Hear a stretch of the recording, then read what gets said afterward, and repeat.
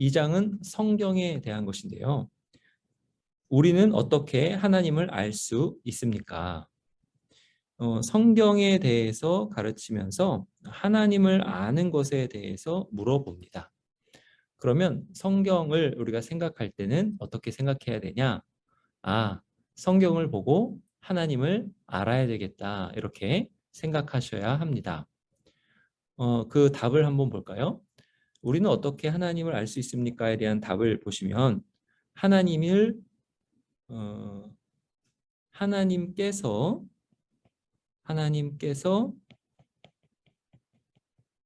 창조하신 자연을 통해서 하나님을 알 수 있다라고 말씀합니다. 이것을 일반 계시라 그래요. 이건 좀 여러 가지 구분에 있어서 조금 명확하게 구분해야 될 여러 가르침이 있는데 우선은 조금 거칠게 이렇게 구분하면서 나아가겠습니다. 하나님께서 창조하신 자연에 하나님의 손길이 묻어 있죠.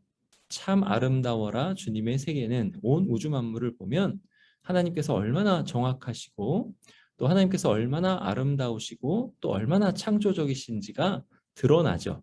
그래서 하나님께서 창조하신 자연을 보면 하나님은 이렇게 아름다우신 분이시구나, 선하신 분이시구나 이것을 알 수 있게 됩니다. 그리고 두 번째는 하나님의 말씀인 성경으로 알 수 있습니다. 성경은 하나님께서 직접 우리에게 알려주시려고 주신 책이에요. 그것을 뭐라 하냐면 계시라고 합니다. 계시는 무엇을 열어서 깨닫게 한다라는 뜻이에요. 뭔가 덮여져 있으면 그 안에 무엇이 있는지 모르죠. 그것을 이렇게 제껴서 열면 그 안에 무엇이 있는지 우리가 보고 알 수 있듯이 성경을 통해서 하나님께서 계시하셨다. 하나님을 알 수 없었던 것을 성경 말씀에 써서 하나님은 이러이러한 분이시다. 하나님은 이러이러한 것을 좋아하신다. 하나님은 이러이러한 것을 싫어하신다. 그리고 하나님이 우리를 구원하기를 원하신다. 그리고 우리를 구원하실 때는 이러이러한 방법으로 구원하신다라는 것을 이 계시인 성경을 통해서 알려주시는 거죠. 특별히 성경을 잘 보아야만 우리가 자연을 또 잘 해석할 수 있습니다. 그래서 성경으로 하나님을 아는 것, 이게 굉장히 중요하고요. 그리고 성경으로 하나님을 알고 이 성경을 통해서 자연을 해석하는 것이 중요합니다. 하여튼 우리는 어떻게 하나님을 알 수 있습니까? 했을 때 자연과 성경을 통해서 알 수 있습니다. 이렇게 여러분이 답을 가지시면 되겠습니다. 5번, 성경은 무엇입니까? 성령의 감동으로 기록된 하나님의 정확하고 오류가 없는 말씀입니다. 중요한 것은 성령의 감동으로 기록되었다. 이게 중요합니다.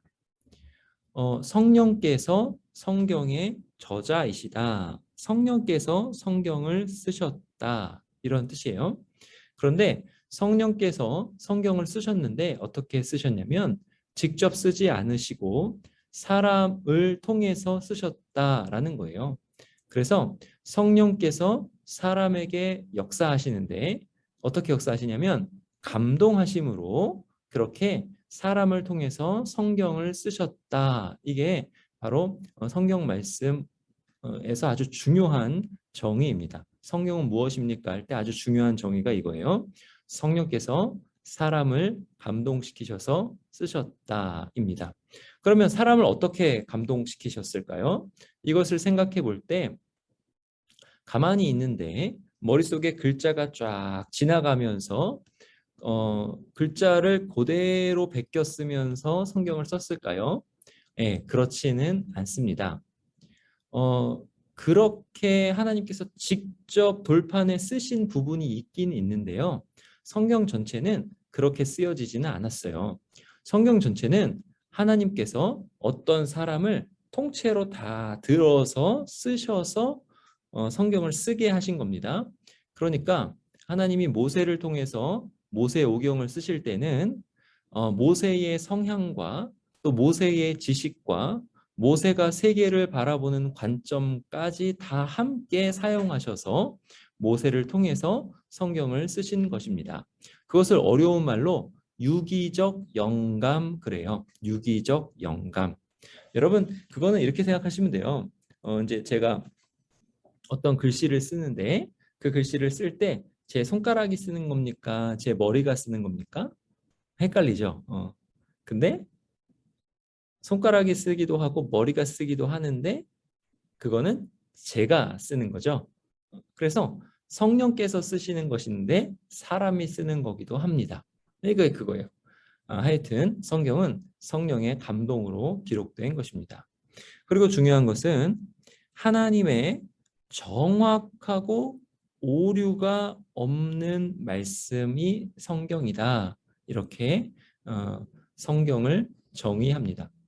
성경이 틀렸다. 그러면 우리가 성경을 믿을 수가 없겠죠. 그런데 성경이 틀렸다고 이렇게 증명한 예가 없습니다.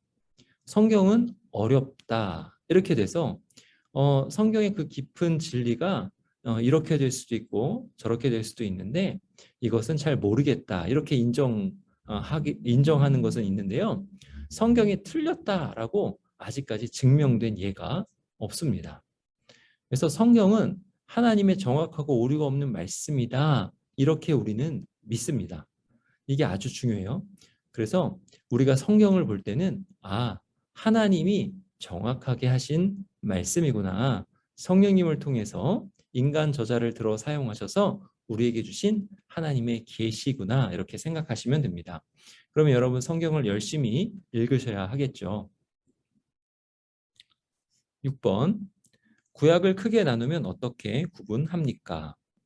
여기 보시면 율법서, 역사서, 시가서, 선지서 이렇게 나오는데요.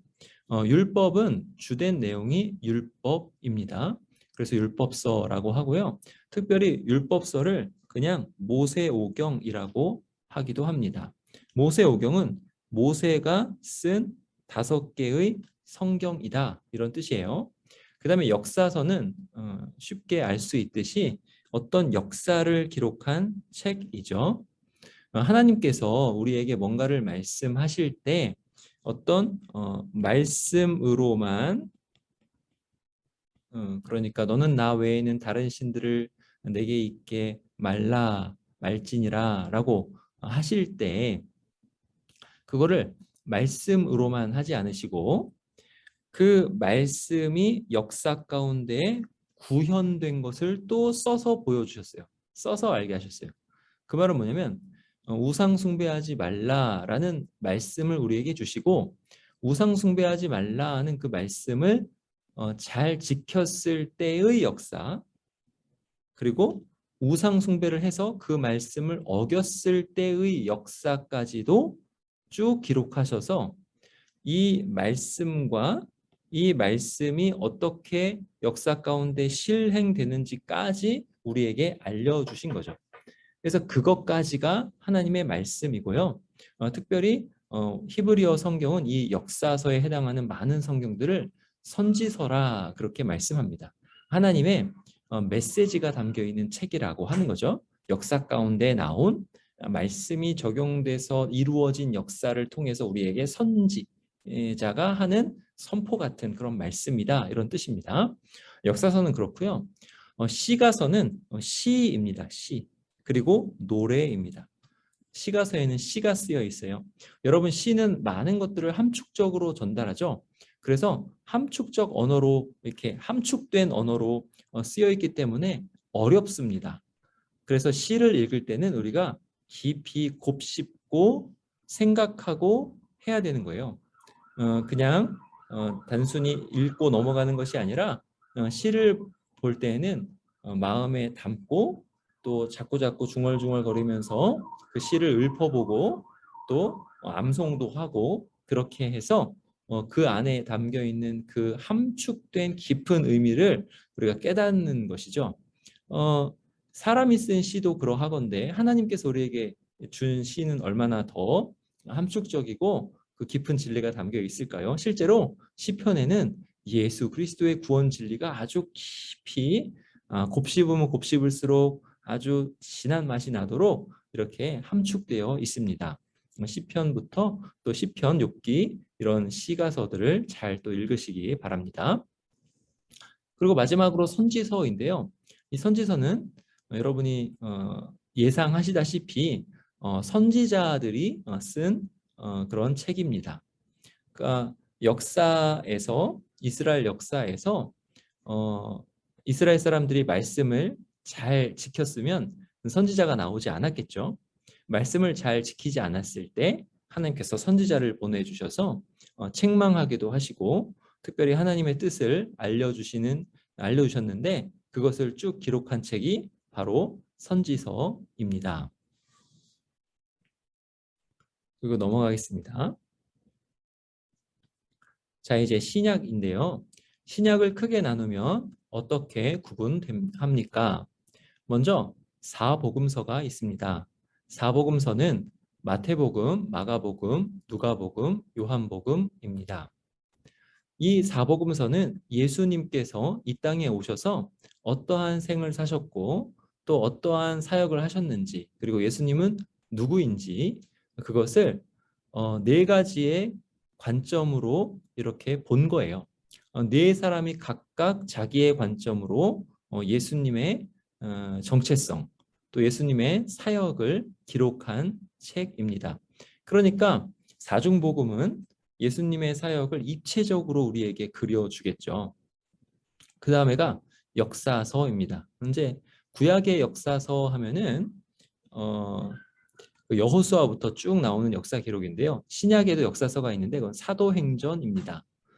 이제 교회가 확장되어 가는 역사, 복음 전파의 역사, 성령께서 교회 안에서 일하시는 역사, 그게 바로 사도행전입니다. 그 다음에 서신서가 이렇게 나오는데요. 서신서는 편지입니다. 사도들이 교회들이 하나님의 말씀에 따라서 이러이러해야 한다라고 그 교회의 성도들의 믿음이 자라도록 편지를 썼는데 그 편지 쓴 것을 교회는 이렇게 회람했어요. 회람은 뭐냐면 교회 이 지역 안에 있는 교회가 여러 교회가 있을 거잖아요. 그럼 교회가 그 편지를 돌려서 읽었습니다. 그리고 그 돌려서 읽은 그 편지 안에는 뭐가 있냐면 교회는 이런 것이다. 그리고 예수 그리스도께서 하신 그 사역, 특별히 십자가에 달려 죽으시고 부활하시고 죽으시고 장사 지낸 바 되셨다가 이제 땅 속에 묻히신 거죠. 그러니까 동굴에 묻히셨다 이렇게 돼요. 근데 장사 지낸 바 되셨다가 사흘 만에 살아나시고 부활하시고 승천하시고 또 이제 성령님을 우리에게 보내주신 그 사건의 의미가 뭐냐 이런 것들을 이제 편지에 쭉 써놨죠. 사도 바울이 지은 것들이 여러 권 있고요. 베드로나 요한이 이렇게 쭉 지었습니다. 야고보도 지었고요. 그래서 그것이 편지로 남아 있는 것, 그게 바로 서신서입니다. 그리고 예언서가 있어요. 구약에도 선지서가 있었듯이 신약에도 예언서가 있습니다. 예언서는 요한계시록인데요. 요한계시록을 우리는 좀 많이 어려워하고요. 그리고 이단들이 이 책을 많이 사용하기 때문에 조금 꺼려하는 경향이 있는데 요한계시록도 성경 전체에서 통일성을 가지는 하나의 책입니다. 단적인 예로 요한계시록에는 구약의 선지서에 나와 있는 그러니까 구약의 선지서, 구약의 예언서에 나와 있는 내용을 많이 가져와서 사용하고 있어요. 구약에서 예수 그리스도의 초림을 바라보았던 것처럼 이제 신약에서는 요한계시록에서는 예수 그리스도의 재림을 바라보면서 교회의 승리에 대해서 썼습니다. 궁극적으로 어떻게 될 것이냐, 예수님께서 재림해서 오셔서 궁극적인 승리가 어떠한 것이냐에 대해서 요한계시록에 썼는데요. 특별히 요한계시록의 상황은 교회가 박해를 당하는 그러한 상황입니다. 그래서 이 시대에 이 교회가 대놓고 박해를 당하진 않지만 사탄은 지금도 어떻게 해서든지 교회를 넘어뜨리려고 여러 가지 괴계를 부리고 있는데 이런 상황에서 아주 적실한 책이라고 할 수 있습니다.